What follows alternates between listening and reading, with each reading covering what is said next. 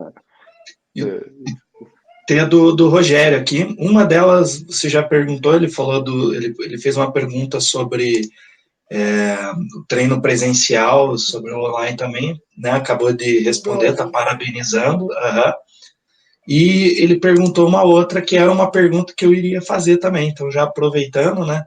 Com relação a você pode atuar em qualquer lugar e a questão do alvará de funcionamento. Sim, no início foi mais difícil, né? Acho que assim como todo negócio novo, né? Que não tem muito que uma legislação.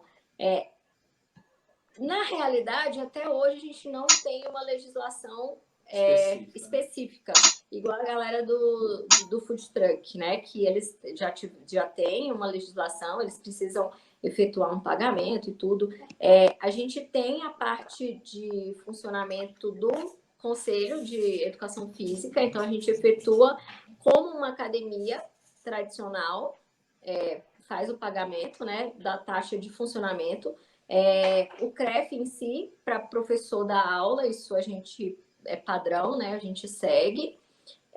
Mas a parte do ficar em algum lugar, tem duas opções. Se você quer chegar, dar aula e ir embora, vai depender do local que você vai parar. Óbvio, existem alguns espaços públicos que você não pode simplesmente chegar, parar e ir embora. A gente está entrando com um processo, né, de pedido dentro dos parques aqui de Brasília, porque alguns a gente não tem como simplesmente entrar com o truck. Pode o professor chegar com seus equipamentos e dar aula, mas a gente quer entrar com o truck. E aí tem que passar por um chamamento público, isso é a legislação de Brasília. Se eu quero parar no estacionamento de qualquer outro lugar, eu posso parar, dar aula e depois ir embora, como se fosse um carro normal, né? Ou tem a opção que a gente já utilizou também de um espaço fechado, né? Um estacionamento privado, uma casa, a gente já ficou dentro de um spa, e isso tudo ao ar livre, né? Num espaço ao ar livre, só que dentro de um espaço privado. Por exemplo, hoje a nossa unidade 1, que fica no Cruzeiro, fica dentro do ginásio do Cruzeiro. Fica do complexo, né? Ela fica no estacionamento interno, ao ar livre.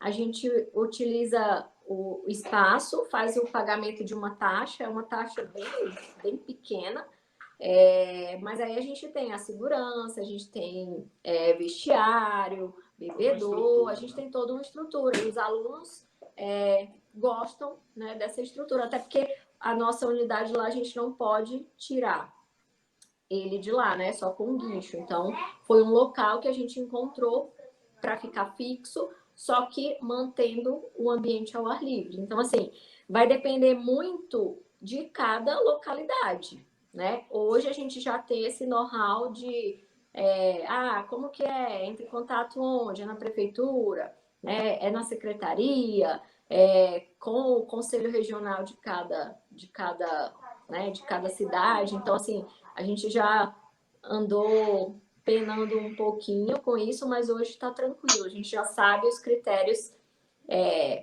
os protocolos que tem que seguir bonitinho para não ter problema. Como a Gabi disse, logicamente que isso pode variar um pouco da cidade que você mora. Tem cidades que têm regras mais específicas, leis mais específicas, então isso vai variar um pouco também, né? Maravilha. Vai lá, Fausto. Isso realmente, né? Essa questão, porque isso sobre serviço geralmente está vinculado às prefeituras, né? Brasília acaba sendo uma exceção, que nós estaríamos aí tipo um estado e uma cidade, né? Realmente tudo que envolve Brasília é um pouquinho diferente, né? Mas assim, eu acho que a recomendação maior seria de olhar junto às prefeituras quais seriam ali os requisitos, né? O posto sobre serviço ou sobre os alvarás de funcionamento. Agora, olha que daí, isso aí vai estar envolvido provavelmente com relação aonde que você vai emplacar a carretinha, né? Por causa do IPVA. A questão do emplacamento no próprio Detran, não tem tanto, tipo assim, uma dificuldade, né? No sentido de, é bem tranquilo. Você leva lá, ele avalia, né, todo o processo, faz a vistoria. Se tiver tudo ok, né, você paga o valor da taxa normal de carreta e já é liberado para uso. Recebe seu documentinho, Recebe o tudo documento, regularizado, então... emplacado, sinalizado, tudo bonitinho. Perfeito. É assim, na pesquisa que eu andei efetuando, tem essa questão dos eixos e do modo de condução, né? Porque hoje, na verdade, nós teríamos aí talvez 2 ou 3 modelos diferentes nessa questão. Quer dizer, já tem os caminhões, ou as combis, ou os carros adaptados, né? Que seria uma realidade. A outra de vocês, né? Que seria essa questão de ser, vamos dizer, puxada, né? E ainda tem uns híbridos aí, né? Ou alguma coisa no meio do caminho. Mas, ó, não vamos nos prender a isso. É porque justamente isso, o grande segredo, eu acho que o grande segredo é o seguinte: primeiro ponto, o que nós temos aqui? Uma mente disruptiva. Né? Se não tivesse isso, eu acho que nossa conversa não estava nem na metade. O segundo, uma metodologia própria.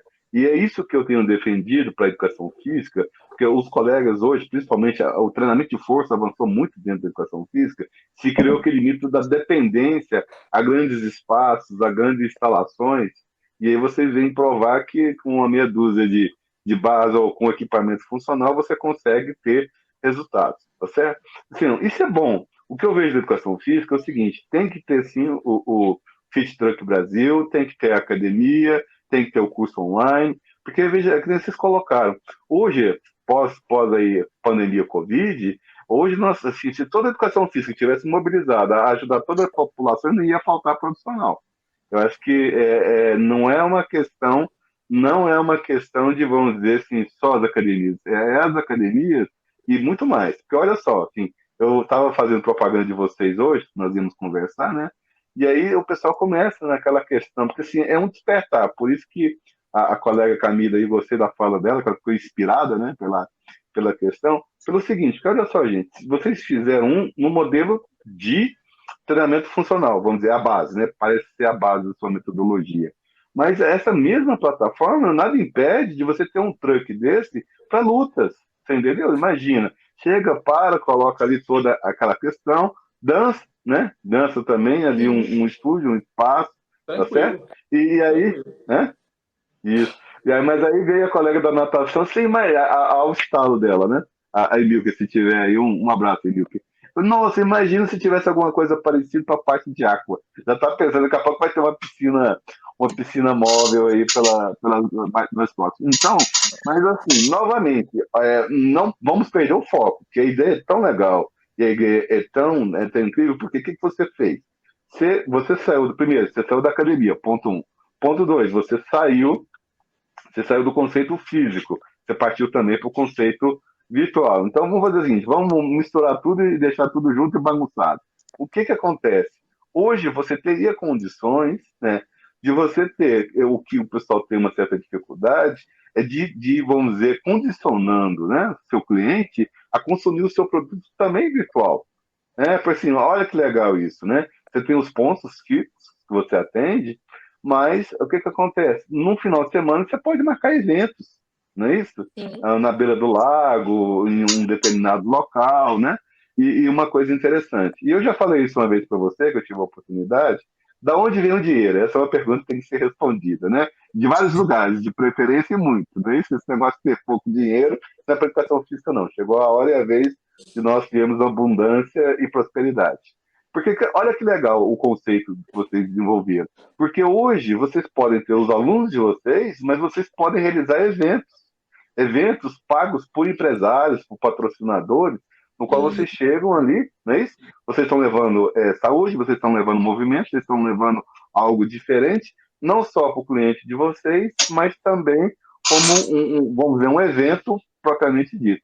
Eu acho que isso é legal, você pode falar melhor se isso já aconteceu, se já tem investidores, patrocinadores, anjos ou demais arcanjos de terapias aí, né, nesse projeto, mas assim, vocês estão entendendo que, na verdade, a plataforma que vocês têm hoje, ela é muito mais, vamos dizer, libertária do que das academias.